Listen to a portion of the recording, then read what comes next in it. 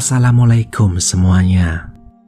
Pada 17 Desember 2018, mayat Louisa Vestager Jespersen, seorang wanita Denmark berusia 24 tahun, dan Maren Julen, seorang wanita Norwegia berusia 28 tahun, ditemukan telah dipenggal di kaki Gunung Tubkal di Pegunungan Atlas, Maroko. Sebanyak 24 orang telah ditangkap oleh polisi Maroko terkait pembunuhan tersebut. Pembunuhan itu digambarkan oleh Jaksa Agung Maroko sebagai tindakan teroris. Louisa Jespersen lahir tahun 1994 dan dibesarkan di Ikast, Denmark. Dia bersekolah di Vestri dan menjadi seorang siswa di Ikast Brande Gymnasium. Pada tahun 2003, dia telah melakukan perjalanan ke berbagai negara seperti Argentina, Peru, dan Norwegia. Louisa mengajukan permohonan untuk berpartisipasi dalam ekspedisi Valravn Polar pada tahun 2017 dan 2018.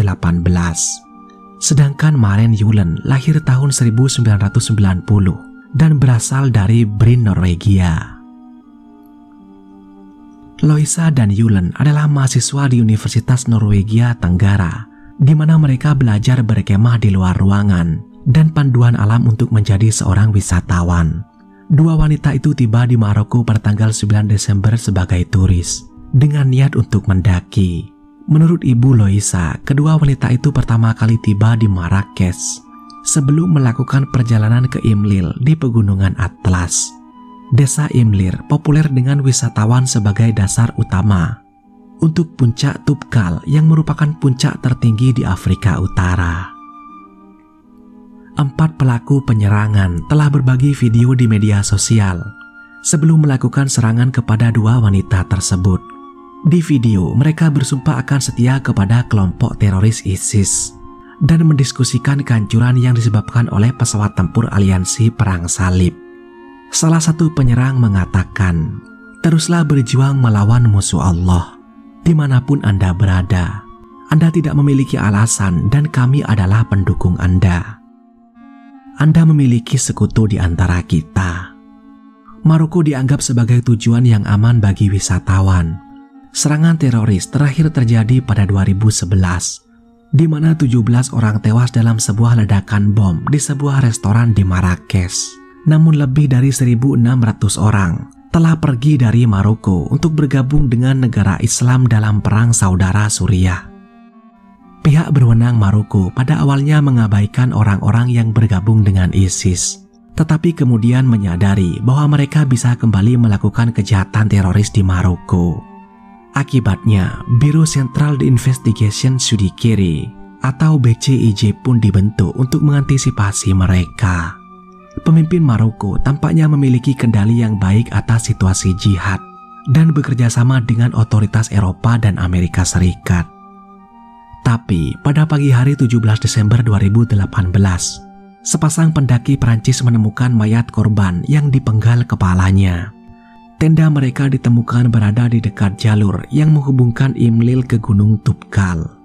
Dan dalam beberapa waktu kemudian, video seram tentang penyerangan dua wanita pendaki itu dirilis ke internet. Mari kita masuk ke videonya. Videonya dimulai dengan Louisa yang berbaring tengkurap dan dia mengenakan kaos oblong dan celana dalam. Para teroris tersebut lalu mulai mencoba memenggal kepalanya dengan memulai dari belakang leher. Saat dia mulai memotong, Louisa berteriak, dan dalam teriakan itu ia memohon ampun. Ketika pria yang melakukan pemenggalan menyadari bahwa sulit untuk memenggal kepala seseorang dari belakang, maka dia kemudian membalikkan badan Louisa, dan salah satu dari pria-pria itu menahan kepalanya ke bawah, dan dia mulai memenggal kepalanya dari leher, dan jelas pada titik itu ada banyak darah dan teriakan. Saat dia mulai memotong, ada banyak suara gemericik yang akhirnya berhenti, dan dia kemudian mulai memotong lehernya untuk menyelesaikan pemenggalan. Setelah dia memenggal kepala Louisa, dia kemudian mengambil kepalanya dan memperlihatkan ke kamera dan meletakkannya kembali. Itu bukan video yang panjang, durasinya hanya lebih dari 1 menit. Tetapi videonya sangat berdarah, sangat grafis. Dan saya harus mengatakan bahwa itu adalah video pemenggalan kepala terburuk yang pernah saya lihat. Dan untuk eksekusi Yulen, mereka tidak merekamnya. Gadis-gadis itu masih sangat muda, mereka memiliki impian besar. Berbeda dengan video kartel, sebagian besar para korban dalam video kartel adalah sikario saingan. Jadi hal itu tidak benar-benar membuat saya terpukul secara emosional. Tetapi korban dalam video pendakian itu adalah orang-orang yang tidak bersalah. Dampaknya sangat berbeda bagi saya pribadi. Setelah mayat ditemukan oleh pejalan kaki Perancis, seorang tersangka bernama Abdul Rahim Hayali dengan cepat ditangkap setelah polisi menemukan identitasnya yang tertinggal di TKP.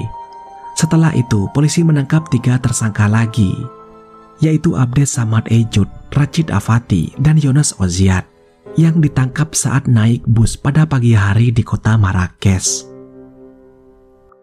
Abdes Samad Ejud adalah pemimpin kelompok itu dan keempat pria itu telah membuat video seminggu sebelum pembunuhan di mana mereka berjanji setia pada ISIS. Para pelaku telah setuju untuk melakukan tindakan teroris terhadap para turis yang mendaki atau bepergian ke wilayah Imlil, dan mereka memang sudah menargetkan kedua pendaki itu. Polisi Maroko kemudian melakukan penangkapan tambahan terhadap beberapa orang yang diduga memiliki hubungan dengan tersangka. Secara total, 24 orang diadili di Maroko. Dari mereka yang dituduh, 23 tersangka adalah warga Marrakesh dan 1 adalah seorang Muslim Swiss Spanyol. 3 dari mereka dituduh membunuh dan yang lainnya dengan berbagai tuduhan terorisme. Pada Mei 2019, salah satu tersangka mengakui membunuh salah satu wanita.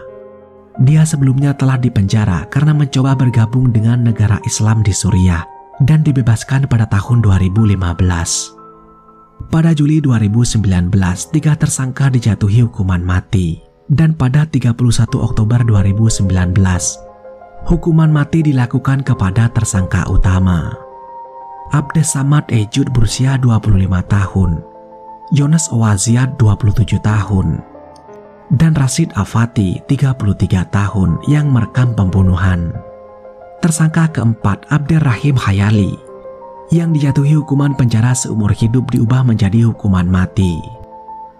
Hayali adalah bagian dari ekspedisi ke pegunungan, tetapi ia meninggalkan kelompok itu sebelum pembunuhan. Pada tahun 2023, tersangka Hayali masih menunggu eksekusi. Namun pada 28 Februari 2023, Abdurrahman Hayali melakukan gantung diri dengan sepotong kain yang diambil dari pakaiannya yang diikat pada jendela. Pemakaman Louisa diadakan di kota kelahirannya di Ikast, Denmark. Perdana Menteri Denmark menghadiri pemakaman tersebut. Yulen dimakamkan pada 21 Januari di Norwegia. Menteri Kesehatan Norwegia dan Duta Besar Maroko, Lamia Radi, menghadiri upacara tersebut.